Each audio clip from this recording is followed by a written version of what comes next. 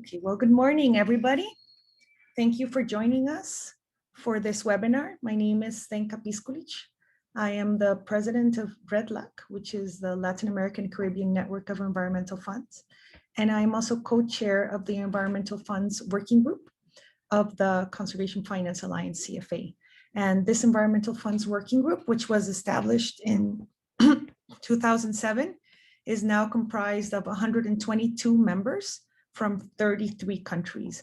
And its mission is to encourage the promotion, the knowledge transfer and exchange among environmental funds and relevant donors and NGOs as well. As part of the work that we're doing in the Environmental Funds Working Group, we are promoting the knowledge sharing in terms of the use of practice standards. As you know, last year, these practice standards for conservation trust funds were updated. And they now contain greater depth. And part of what we want to do is have a series of webinars on a monthly basis where we deep dive into each one of these practice standards to give us all an opportunity to really understand what these practice standards look like in actual practice. So as you know, we already had our first webinar last month where we had an overview of how these practice standards were updated. And today we are going to start deep diving into some of these standards. So today's webinar is focused on programs core area and the monitoring and evaluation cross-cutting theme. And I'm very honored to have three wonderful speakers who will join us today. Amilcar Guzman, who's partner at Wolf's Company, which was one of the companies that supported the creation and updating of these practice standards. And Pia Pavi, who's conservation manager at the Forever Costa Rica Association, who will give us perspective from a conservation trust fund. And then Paulina Arroyo, who's adaptive management and evaluation director at the Gordon and Betty Moore Foundation, and who's also part of the board of the Conservation Measures Partnership, who will comment on the use of standards from a donor perspective. The idea is then that we will be able to have a more theoretical view, a practical view from the point of view of conservation trust funds, and then the view also from the donor perspective today. Each one of our panelists will have 10 minutes to give us a deep dive into their work regarding monitoring and evaluation tools. And after that, we will open it to questions and answers. For those of you who are now joining us, please share your name, your country, and organization in the chat box so that we have a better idea of who is joining us. I know many are still joining as we speak. And also, please feel free to use the questions and answers section in your Zoom to ask questions for the panelists. These questions will all be answered at the end. So we will have the three presentations first and then deep dive into the questions. So with that, I would like to first leave you with Amilcar Guzman to give you the introduction in terms of the importance of this specific practice standard. Amilcar, the floor is yours. Thank you, Stenka. So I'm sharing my presentation in a second. I think you can probably see it now. So, well, as Stenka introduced, well, I'm a partner at Wolf's Company, and I was part of the team that facilitated the update of the practice standard together with Aligning Visions. And well, I'm honored to be part of this panel today. We have two other wonderful panelists. And I will be giving the content overview and presenting some of the results of the 10-year review of conservation trust funds that relate to these areas, so to the program's core area and monitoring and evaluation cross-cutting theme. So just to start, for those who have used the standards, this is probably you already know that the practice standards, the 2020 version, have 7 core areas. And today we will be focusing, well, on programs in particular as one of the core areas. And one of the main changes, if you joined the previous webinar, you might know already, you might be aware of some of the main changes with respect to the previous version, the 2014 version. And you might know that the programs area comes from the 2014 operation standards. The operation standards included also some other aspects of operations and that were divided in two because of the importance of making grant making more explicit. And that's what's included in the programs core areas, I will explain in a second. So there are 12 standards in the program's core area that focus on this specific aspect of grant making. They also include some key issues on grant cycle management, for example, from the definition of clear guidelines and procedures to the requirements that are presented to grantees. Then another aspect that's included in the program's area are the other expenditures to achieve conservation trust fund mission. So that could be, for example, capacity building among grantees, among others. And finally, monitoring and evaluation, which I will describe in more detail as part of the cross-cutting theme. Now, what is new in this program's core area? If you were using the 2014 practice standards, maybe you might be familiar with most of the practice standards in this area. So you might, when you see the table of contents, you might realize that many of them will be familiar to you because they were previously included in the operations, among the operation standards and the reporting, monitoring and evaluation standards. And you can find the exact changes in Annex 4. So this is just a reminder. Please go to Annex 4 if you want to see the changes. But just to highlight a few of the main changes with respect to the previous version, there are some changes in wording, in emphasis that is put in some specific aspects. And for example, the acknowledgement of the fact that conservation trust funds have impacts that go beyond nature conservation. So, and that's something that we also recorded in the 10-year review of conservation trust funds. So for the wording now incorporates sustainable development and climate action, for example. Then another very important aspect that was included across the different core areas is the use of technology. And in this particular case of the programs area, it refers to, for example, the use of online platforms to facilitate access to resources or to funding from CTFs among grantees. And finally, another key aspect that was incorporated into this version was the use of feasibility assessment. So the recommendation of these feasibility assessments when CTFs explore new areas, because another development that we have seen, that we have recorded, is that CTFs have expanded their areas of work. And now CTFs, for example, look at impact investing or partnerships with private sector and feasibility assessments are fundamental to make sure that a conservation trust fund does not embark in an area that will not generate the expected results, of course. So that's for the program's core area. Now, in terms of, in addition to the core areas, there are cross-cutting themes. And today we're looking at monitoring and evaluation in particular. There are 4 cross-cutting themes. And you can find all of them in Annex 3, if you're interested in one in particular.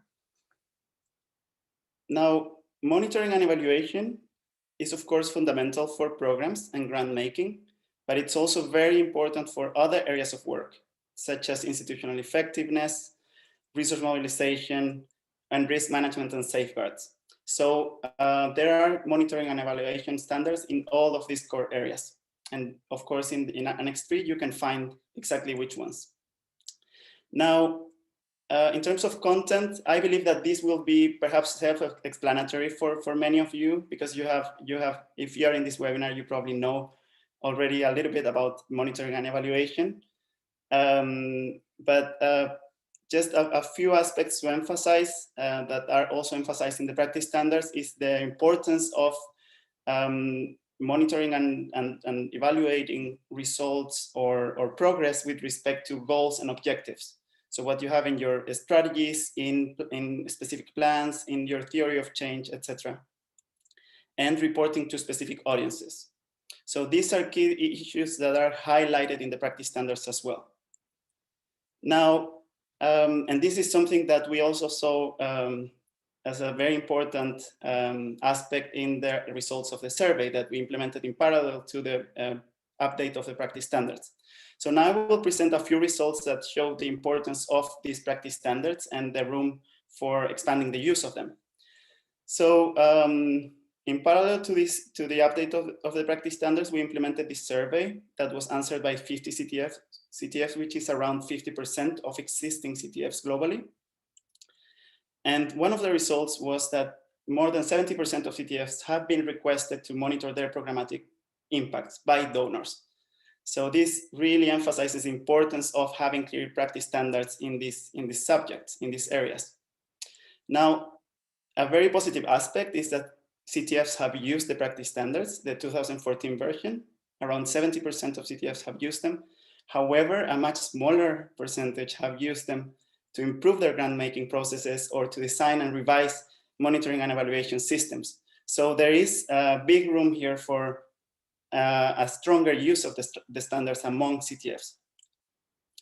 Now, also, if we look at results, for example, we reviewed as well annual and evaluation reports published by CTFs, and we found that less than 50% of CTFs publish their annual and evaluation reports, which is another area to improve, and following the practice standards, of course.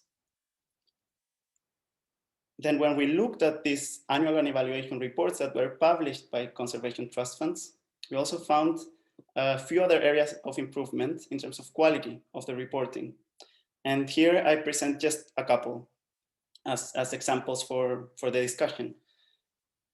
Something I mentioned before, the importance of linking programmatic impacts or reporting to baseline data.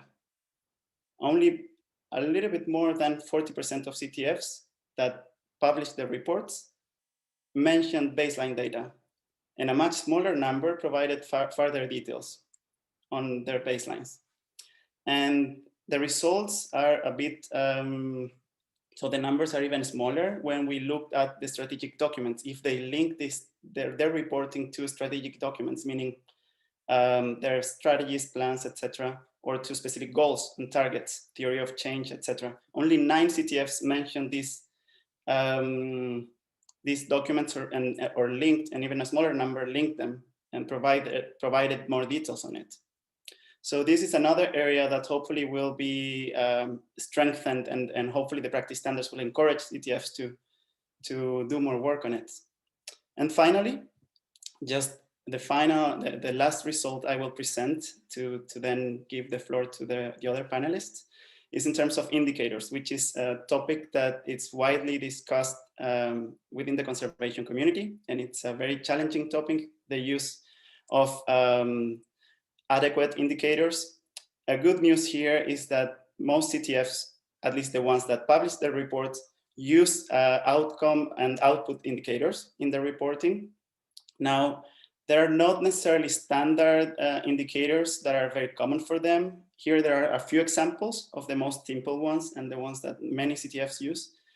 And then here, the main challenge has been in measuring long-term contributions towards national or international targets. So how conservation trust funds link their conservation results to, for example, sustainable development goals, and whether they use appropriate metrics.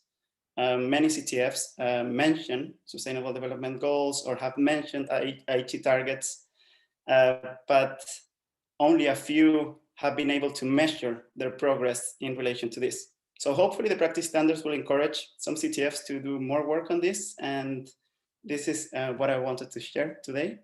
And I will then pass it on to Zdenka to introduce the other panelists.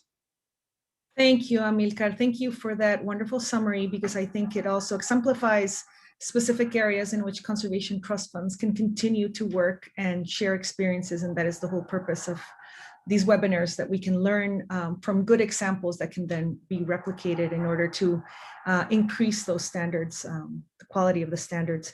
So now I would like to invite Pia Pavi, who's conservation manager at the Forever Costa Rica organization, to share the experience of Forever Costa Rica in implementing these specific monitoring and evaluation tools. Pia, the floor is yours.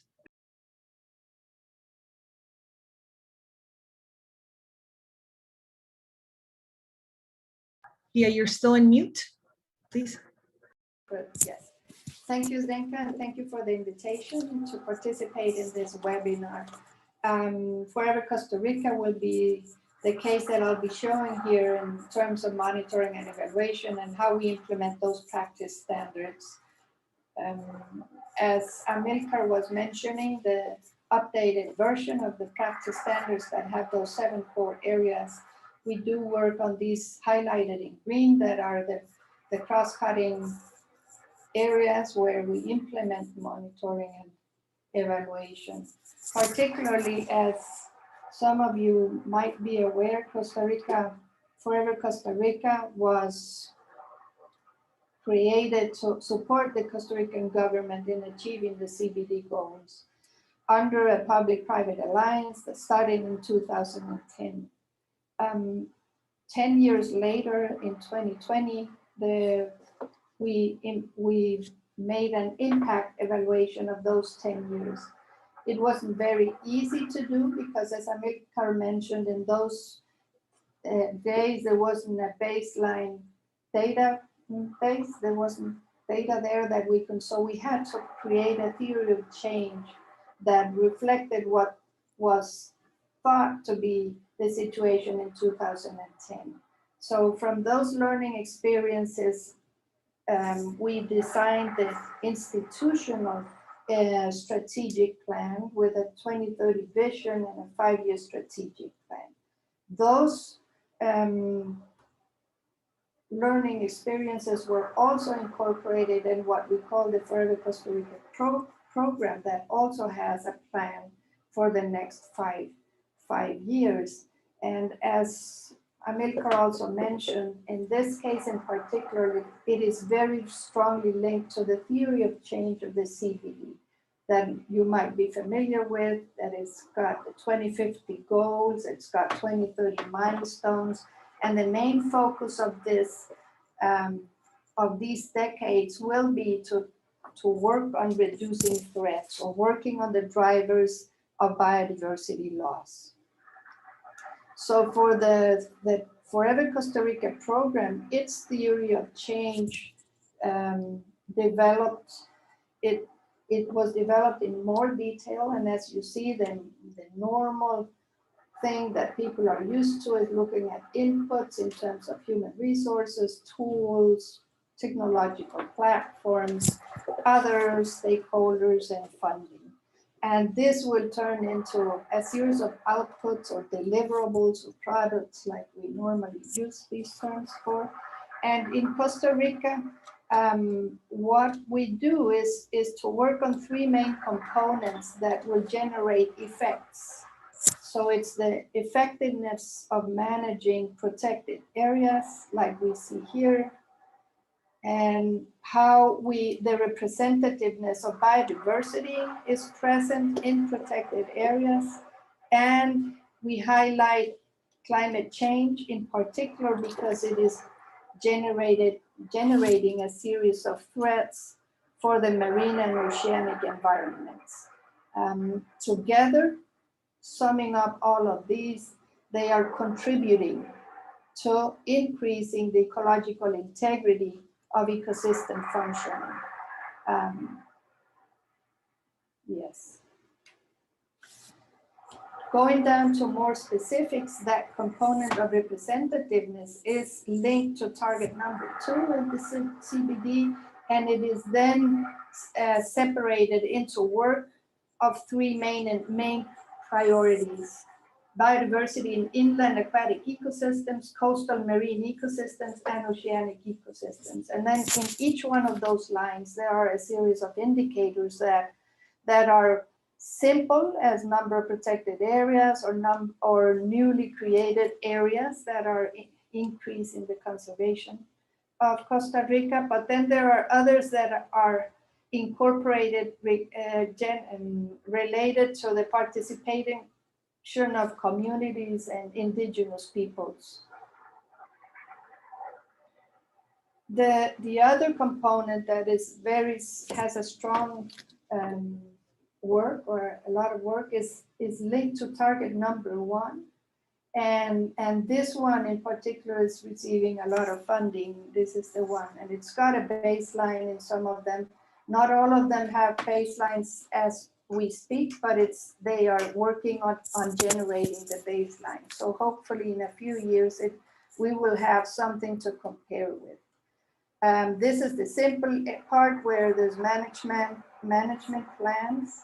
And then this part where we focus almost 80 or 85% of the effort will be directed towards addressing drivers of biodiversity loss, particularly through the use of spatial planning system in terrestrial areas, as well as in coastal marine areas. For these two, there are also indicators, and it is through this component where the linkage of indicators coming from the climate change convention or achievement of goals in Costa Rica and sustainable development, that this is the window of opportunity.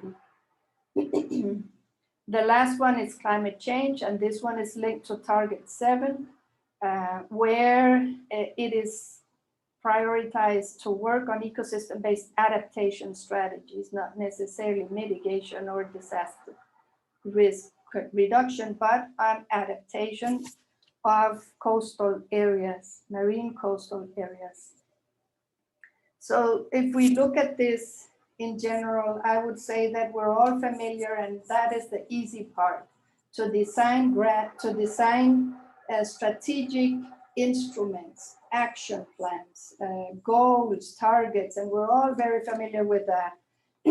However, how to actually get these to be an operational part of an NGO like ours has been the difficulty. You cannot wait 5 years to start thinking about how the information is going to be gathered, how the information is going to be stored, and how we're going to be interpreting those results. Biodiversity loss is very, very quick. It goes too fast for us to be waiting like that. It has to be an ongoing process.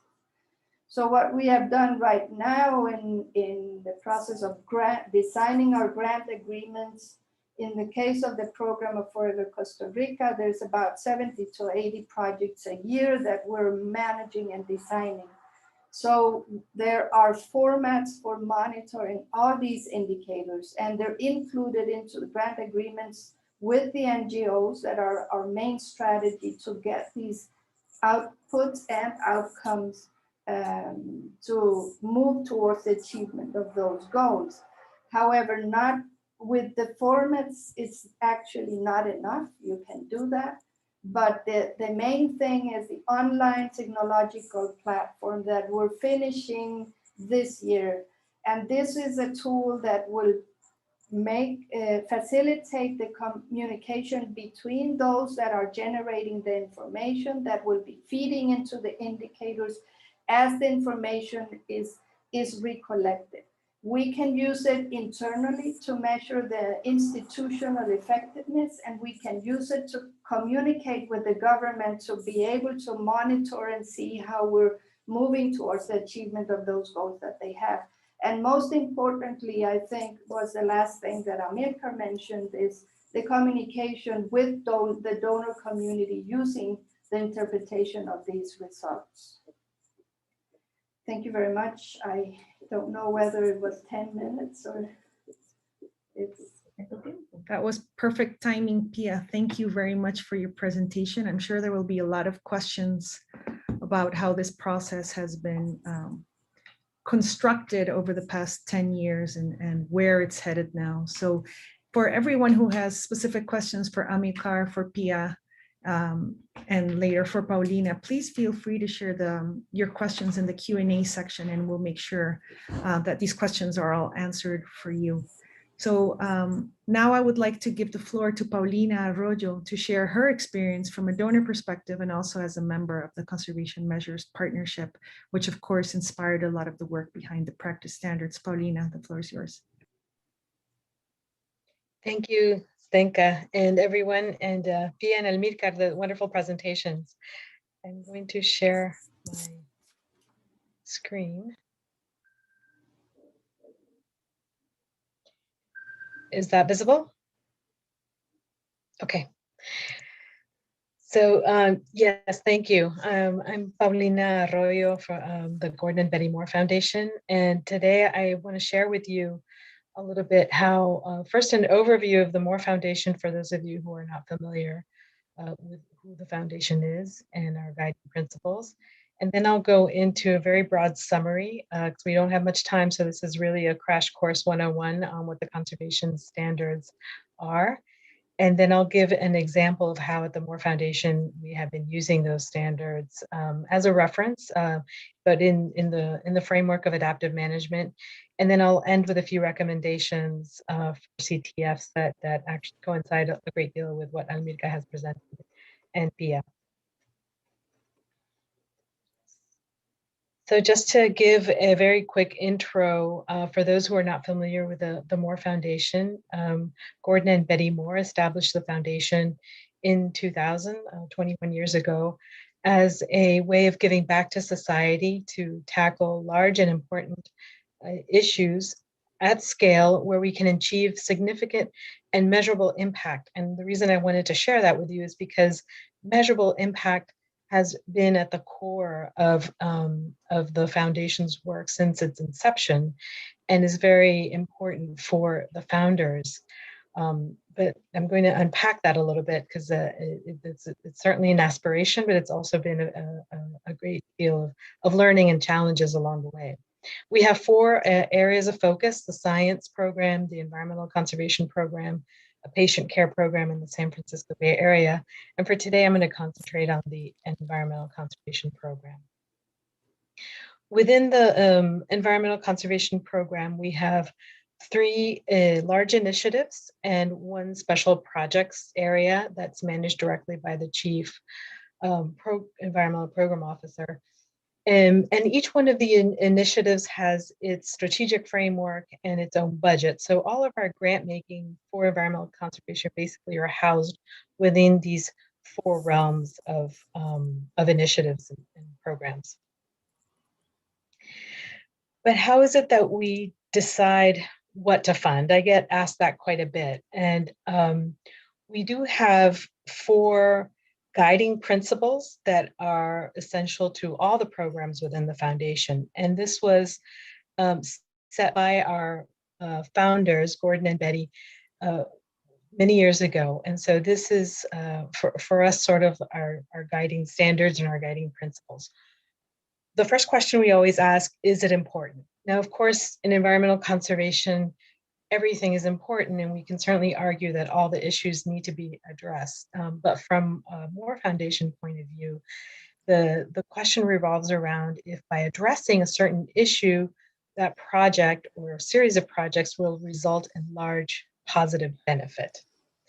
And then second, we also ask, can we make an enduring difference? These two questions are linked because we want to know if significant enduring impact can be achieved with our support and if it's important for us to be involved in those efforts. And then third, is it measurable? We need to track progress and confirm the outcomes that we've set out, but we also need to measure against those outcomes and goals that we've established. This is difficult, we know, but it is key for our quantitative and strategic approach to philanthropy. And fourthly, does it have a portfolio effect? We value synergy among grants to increase impact and also decrease risks. This requires promoting alliances among organizations, or often ensuring that projects do not work in isolation. So the portfolio effect is definitely a key, what we call filter, but it's really a key criteria. I want to reinforce two concepts that are also important for us. One is adaptive management, because we feel the concept itself reinforces an approach and a framework where monitoring and evaluation is one element, but it's not the only element. So we believe it's critical to manage complexity and uncertainty. Adaptive management becomes a tool for managing this type of uncertainty in environmental conservation projects, because we always need to adapt to changing circumstances, but we also need to be tracking and learning at the same time. So it's a very iterative process. There's no silver bullet in conservation. So how do we really know if we're doing the right things? And that's something that we constantly ask ourselves in the conservation community. So adaptive management allows us to measure along the way, learn, and as I mentioned, adapt the decisions as we need it. Then how do we know if we are doing them well and achieving impact? Those are also key questions to constantly ask ourselves. And so we use tools and systems to facilitate the learning to answer these questions, especially to understand where we are going. And if things go wrong, we can stop, assess, and adapt. Another key concept is evidence-based approach. Many of you have probably read, it's become very common to talk about evidence-based conservation or an evidence-based approach to planning for conservation. We are using this concept very explicitly in our grant making, because now conservation organizations do have access to much more information and data and technology and sources than, say, 10 or 15 years ago. But sometimes we're not using these explicitly. So adaptive management and evidence-based approach requires that we seek the best available information to make decisions. It might not be the perfect information, it might not be everything that we need, but it's the most available to make decisions. And we use this information throughout. It's very important that this evidence be used throughout the process, and that you also understand that there will be differing levels of confidence. Also valuing what is quantitative information and what is qualitative information, that both are very important to make those decisions. So within that, the conservation standards, and I certainly encourage everyone to go in and dig a little much deeper into each one of these phases. The conservation standards for conservation has been a long-going process over the last 20 years, developed by several organizations, many, some of who are members on this call. And it basically encompasses in 5 broad steps, where you begin assessing, creating your team, defining your scope, and defining what is your problem assessment and your concept model. Then you plan, you establish your goals, your strategies, you have formulate a very clear theory of change, your results chains as well. And then you shift into implementing with a work plan, a timeline, a budget, to then analyze it and adapt and share. The last point being that you document the learning, to share it across the community for collaborative learning. And this process is iterative along the way. So it usually goes through one process, and every few years, organizations come back and revisit what they've learned and what they've assessed, and if they're meeting their targets. The conservation standards are implemented by many organizations around the world, as you can see. And I just want to highlight the Latin America and Africa for REDLAC and CAFE and the Caribbean. You know, many organizations in your countries are probably actively implementing the conservation standards. So there's certainly a good cohort of learning that can be done in each region. And there seems to be a myth, perhaps from a few years ago, that conservation standards were only used for site planning or for one particular area. But there's been quite a bit of innovation on the methodologies and adaptation. So, you know, a little bit of myth busting here. The conservation standards you can use for ecosystems, for instance, coral reefs. It can be used to plan out conservation projects for a species, but it can also be used for high-level policy advocacy, such as the Sustainable Development Goals that were mentioned previously. And it could certainly be used by the conservation trust funds for your own strategic planning and conservation impact measuring. So the partnership that Zdenka mentioned is composed of several organizations that we've been working together now for several years, but it's basically a network very similar to REDLAC.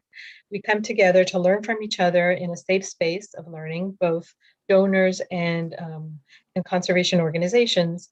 And through the work and the learning is that the conservation standards has now been adapted. And I would encourage all of you to look at the new 4.0 version and the websites that I can share later, because there really has been more innovation in a little years.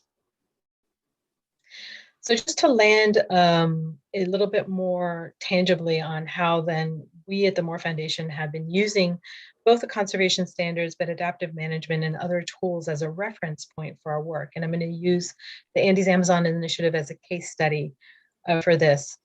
The Moore Foundation began supporting work in the Andes Amazon Initiative in 2003 through grant making. And for those of you not familiar, the Amazon region is a large area, almost the size of the continental United States, composed of 9 countries.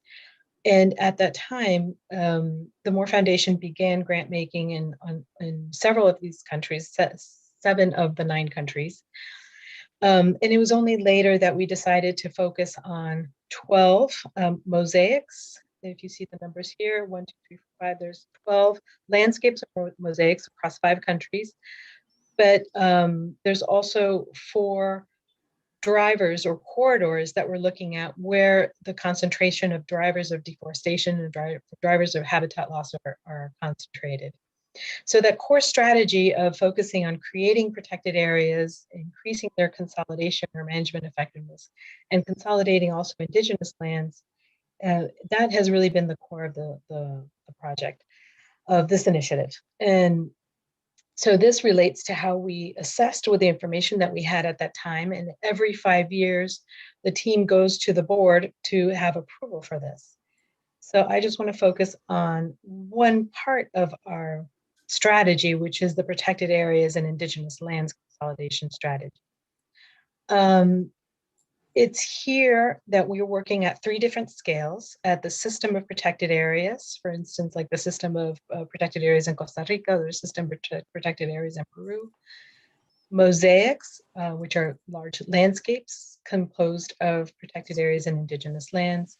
And then there's the individual unit. There's 142 conservation units, which are protected areas or indigenous lands across those 5 countries. So once we had approval from our board with a budget to begin implementing this program, we had already identified also indicators that we would be measuring at each one of these scales, at the systems for funding mechanisms and monitoring of protected areas, for the landscape or the mosaic, 5 durability factors, and 6 consolidation indicators to at least measure the management effectiveness of those individual areas over time. We are also tracking, because many of our partner organizations are tracking threats. And so we do track threats at the Amazon level and at the mosaic level, such as roads, expansion of agriculture, mining. And then we've also been tracking deforestation rates across the Amazon biome as a proxy for conservation health. So just to quickly go through, because I'm now running out of time. Once we started implementing this and we started gathering data from all our partners, we were using Excel to manage all the information. And as you can imagine, it started to become very cumbersome to use all this information that we were getting from the field from our partners in one place.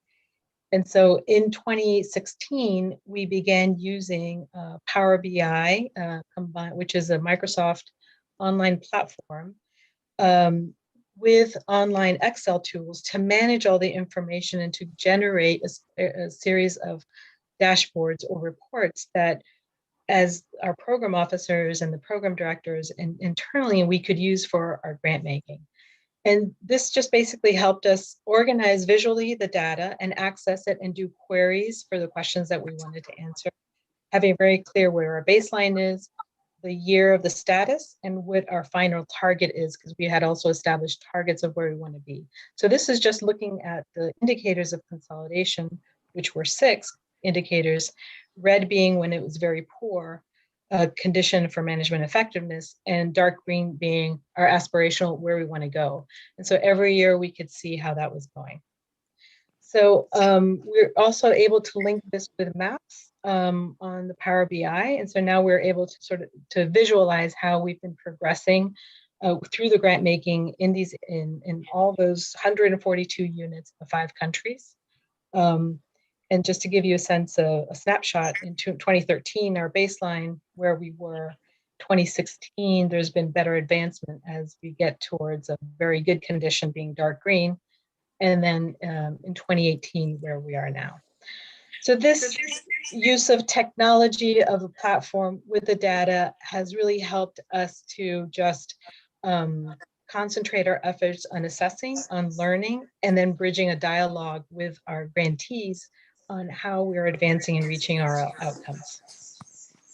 So I see this as an opportunity for the conservation trust funds, an opportunity for you to use adaptive management as that framework, to adapt the tools that are promoted within the conservation standards. And if you go in, you'll see there are several different tools that you could probably use that will help you implement this forward-looking vision document that you have.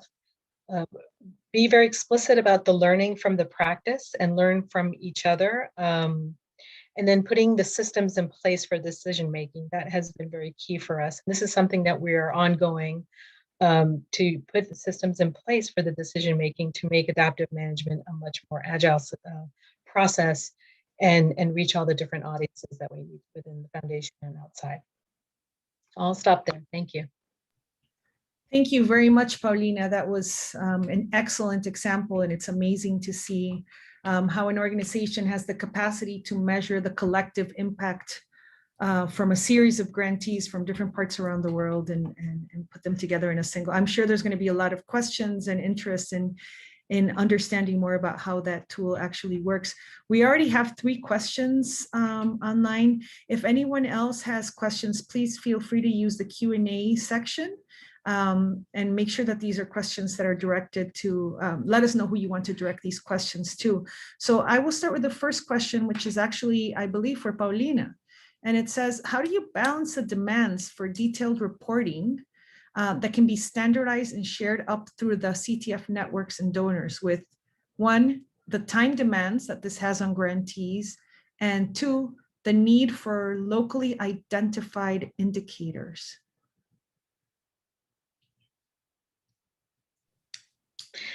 Okay, thank you. That's a very good question, and that's something that has been evolving within the foundation, and we keep improving. Something that has definitely helped is by having a strategic framework, because since our practice is strategic philanthropy, each initiative has a strategic framework with clear outcomes, a theory of change. And we proactively look for the organizations for which we can build alliances with to implement those strategic plans. But there is always this careful balance between what the foundation has set forth as outcomes that is based on information and expert opinions in the field, but then also what organizations prioritize and what you need. So once you get to the level of an actual grant, which is probably the smallest unit of analysis within this broader framework, it's a question then of dialogue and negotiation as to what is really the part that will be funded, and the organization is held accountable for that funding in the grant, but then also what the organization has within its own strategic plan, and it could be measuring. So for instance, in the Andes Amazon Initiative, we decided to streamline 6 indicators of consolidation for those individual units. But many other organizations had other indicators. As many of you know, management effectiveness indicators are plenty out there. And so the organizations are certainly free to keep tracking that, but we would only request that we concentrate on those 6, which to us were just basic vital signs for moving forward. So I don't think there's really a black and white answer to that, but there's certainly a practice now to try to streamline and be more explicit about what you're asking to measure that's directly related to the theory of change in your outcomes. Okay, thank you very much, Paulina. Here's a question for both Amilcar and Pia. So the first part of the question is, from the resource level, personnel and finance in particular, how much are funds spending? Amilcar, from the studies that you did, is there any information on how much funds are actually spending on monitoring and evaluation? And how much are donors willing to support these efforts? And maybe in that question for Pia, if you can give us an example from one conservation trust fund, the level of investment that the conservation trust fund has in terms of personnel and finance in particular to have one of these programs up and running. So we can start with Amilcar and move to Pia, please. Okay, thank you. Yeah, so that's a good question. Unfortunately, I don't have an answer for the amount of funds that were spent in monitoring and evaluation. That's not something that we analyzed in detail. We did have interviews with a number of donors, and well, there is always a percentage of funding that's when there are fund requests by CTFs, made by CTFs, or when donors approach CTFs to contribute with some amounts, it is common practice that a certain amount is spent in monitoring or is saved for monitoring and evaluation. Now the percentages vary widely among CTFs, and something that was mentioned in many cases was in the interviews with donors was that in many cases was not a common practice to ask for a specific amount for an evaluation. So that's something that CTFs have been learning over time as well. So hopefully it will continue to develop in that area. And yeah, so for now, specific figures we don't have from the 10-year review at least. Thank you, Amilcar. How about from the perspective of a conservation trust fund, Pia? How much investment is this in terms of time, money, staff? Well, it is an investment that has to be a continuous effort. And when you make these stops of impact evaluations every 5 years or every 10 years, then there's an injection of at least $50,000 to $60,000 to evaluate a program. And that should be incorporated into the design, the financial design of the funds available for conservation. In terms of the institution as a trust fund, every year you need to incorporate a line that's dedicated to monitoring and evaluation, because it is, as Paulina was saying, it's a live thing, and you learn constantly and you make mistakes all the time, and you have to redesign your modules, and then the technological platform is not probably the best to interact with our project ejecutores, executors, and I think you need to think of at least 15 to 20,000 a year as a minimum.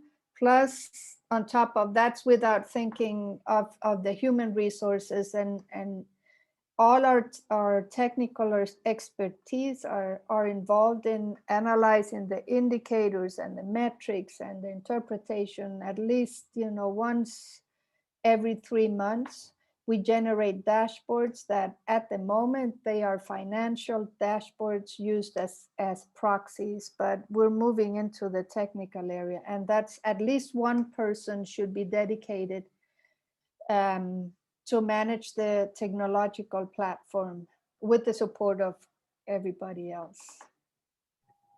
Okay, thank you very much, Pia. And we have another question here from Meredith Ryder. And it says, question specifically on collecting indicator results from projects that are implemented at a community level. So what are some effective approaches for collecting both quantitative and qualitative outputs and outcomes? I think that's a question we're always asking ourselves, right? So some recommendations on that.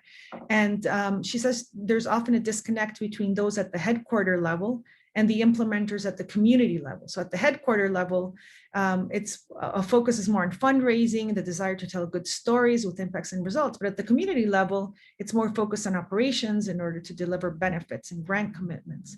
So what advice do you have for designing tools that can actually integrate both of these, monitoring and tracking, more holistically, so that they can be more easily done throughout the life cycle of a project? And are there some type of technology that we can use to do this? So before I pass this on, to whoever wants to tackle this question, whether it's Paulina, Pia, or Amilcar, or if you all want to integrate some of your experience, both from the donor perspective and the CTF level.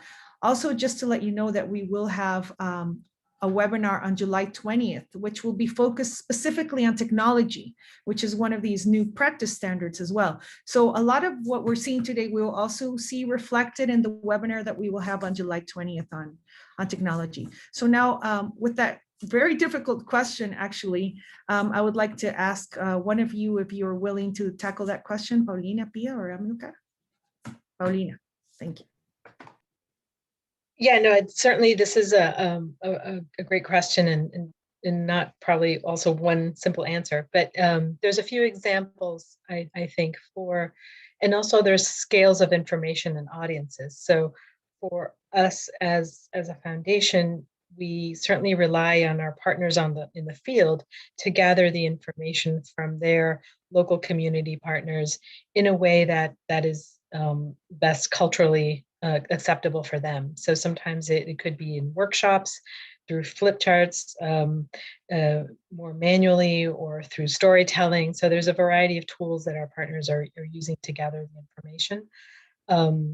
But there's also a great example that a Wildlife Conservation Society has been exploring using an app to gather information about fish migration across the Amazon. And so I think that's a really great example of generating a broad network across several countries using a mobile app that they designed to gather indicators or information on indicators of fish health and other water, like river properties, across large landscapes, and using a technology that most people now have access to. And the app works offline as well, so you don't necessarily depend on always being connected to the internet. So I think now with definitely technology and a little bit more innovation, there's possibilities to gather more real-time information. Thank you. Pia or Amilcar, would you like to add something to that response?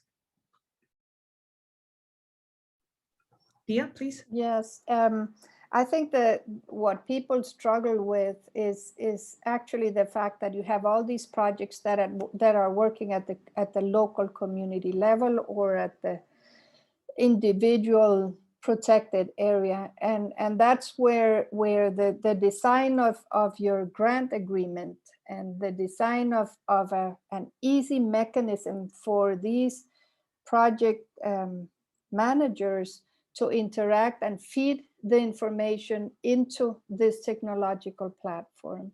I think that the next step, scaling up, where you're using this many dots of information and generating an indicator of effect, that's usually an analytical that incorporates indexes or formulas or much more complex ways of showing your information. And I think that Microsoft Power BI that Paulina showed is an example of that. And we are using something that we're designing in-house, and you can also use Smart, and there are many other tools to gather information, but the key question is how to actually convert this into indicators of effect and of impact.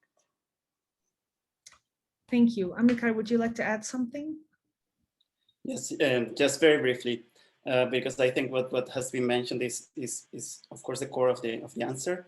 And building on what Paulina said, there is no one single answer, but I think something that we have seen in all the annual reports and evaluation reports that we reviewed was that simplicity is very important. So going back to the SMART model, start from the most simple indicators that will enable then integration, and then you can build on that and add more layers of complexity.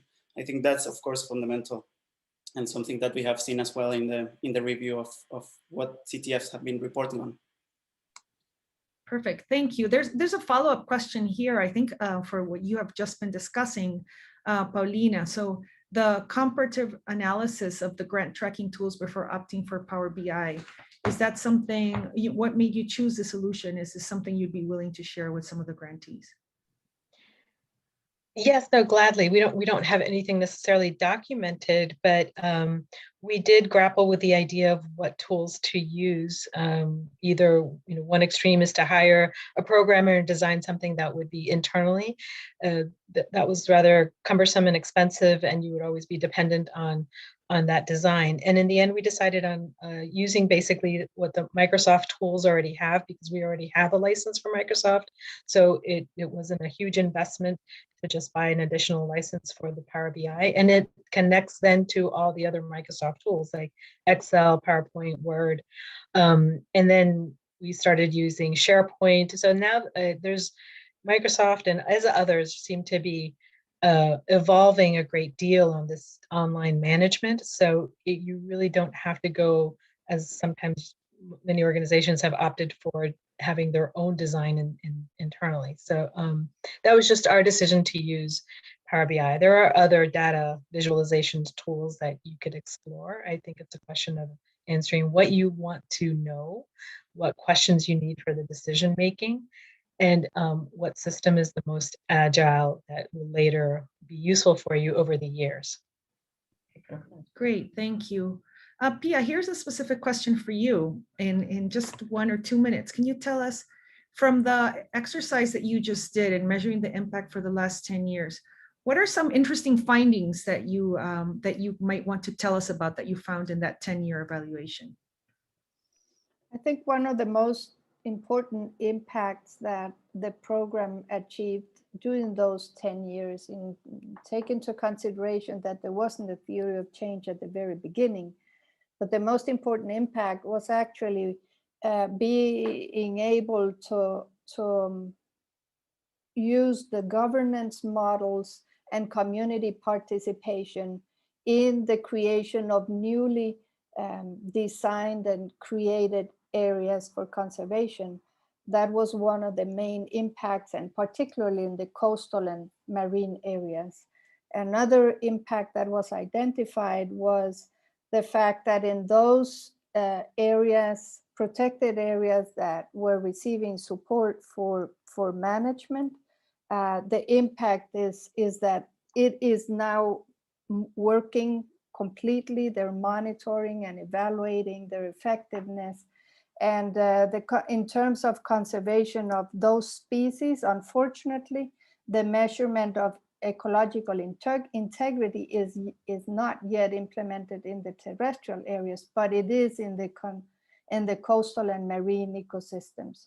So there are important impacts related to that. There were other learning experiences that said that with a different design of the grant agreements, you could have increased the results in a shorter time period. So that was really interesting for us as the administrator. It's a tool that, even though it can be gruesome, it's really important to do. You have to stop and think and analyze and adjust. Wonderful, thank you. And I think that's a really great way to close this session. Unfortunately, we have run out of time. There are a few other questions, but we will have to address them offline.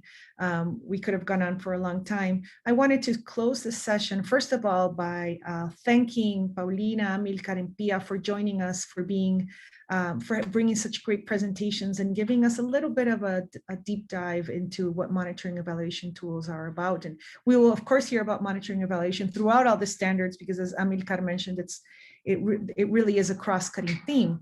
And just close also by adding this calendar of the next webinar series. The rest, we will be having one every month for the rest of the year.